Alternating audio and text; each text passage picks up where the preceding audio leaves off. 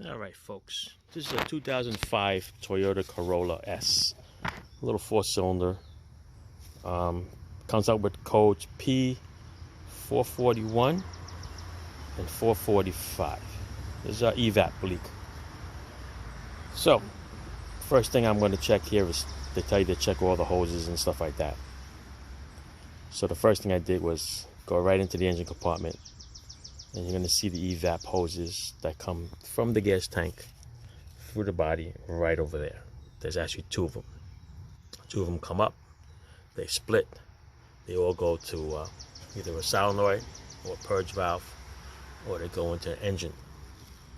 All right, they go into a pipe goes into the throttle body, sucks up all the vapors. So what you want to do is you want to check all the hoses, look for cracks, look for hoses that have holes. All right, and see the way they're connected. Now you move a couple of things around, okay? They seem to be okay, but this is a red flag. Watch this. If you look close, some of these hoses, you actually see a crack. See it? There's a crack there, and there's a crack there. Okay, and they got these little spring clamps on there. But the thing is that with the spring clamps, if you look at it, they really shouldn't be twisting. You see, this is on that cap pretty good, but look down here, you're going to see a twist. See, that's not a good seal. That could be leaking. And look at this one here. See how it spins? Okay. If you could look at it, there's a crack. If you can spin a hose like this, and that spring clamp is supposed to be working, it's leaking. Okay, because if this was fluid like antifreeze or water, it would be leaking. Okay, that's not a good seal. So that's not a good seal. So this hose is going to have to be changed, that hose is going to have to be changed, and that's what you're looking for. You're looking for little cracks. All right, give them a little spin. They should not be spinning. Everything should be tight. See, look at this one. Look at this one. You can't even spin that one. Okay, this one you can spin. All right, like I said, if it was anything like a radiator hose clamp and that spun like that, it would be leaking. All right, so you got to check these hoses over here. Then there's plastic pipes goes underneath the car all the way to the gas tank. When you get a chance, you go underneath and you check all those hoses and do the same check. All right, and I'm also going to change the gas cap. It's cheap enough. It's like $14 at AutoZone. That's the cap.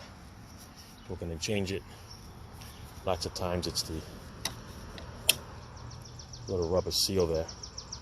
Little rubber seal. All right, I don't know how old this gas cap is, but you can see a little discolored and stuff like that.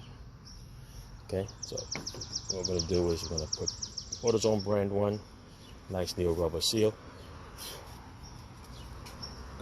Put that in there. We're going to clear the codes. I'm going to send it on this road after we change the hoses, and we'll see if the code comes back. All right, that's it.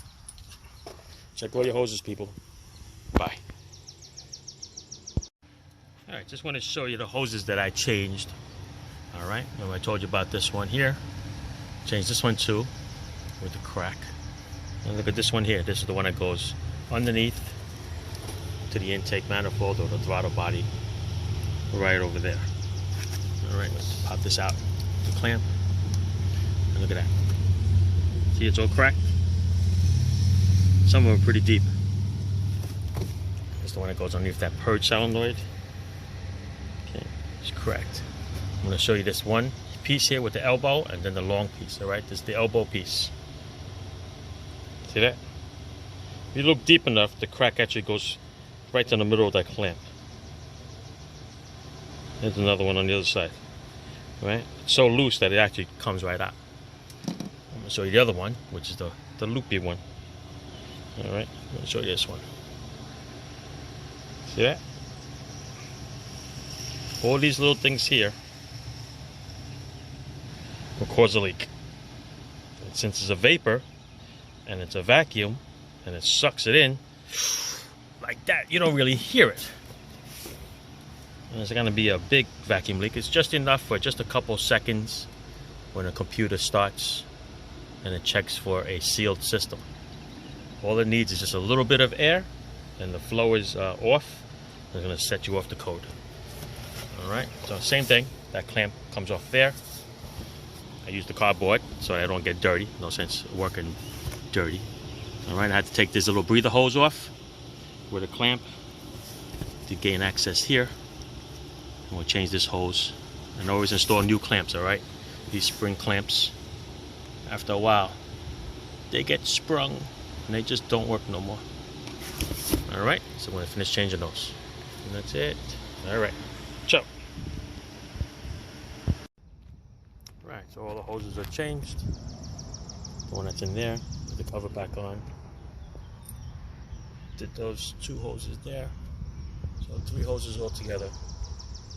Clear the codes, send it on its way. We'll see what happens. Well, it's a very hot day today. Otherwise, you're going to have to check the same hoses that go underneath by the gas tank. Alright, it's probably the same way because this is a 2005. And they're going to be old. Alright, ciao, enjoy.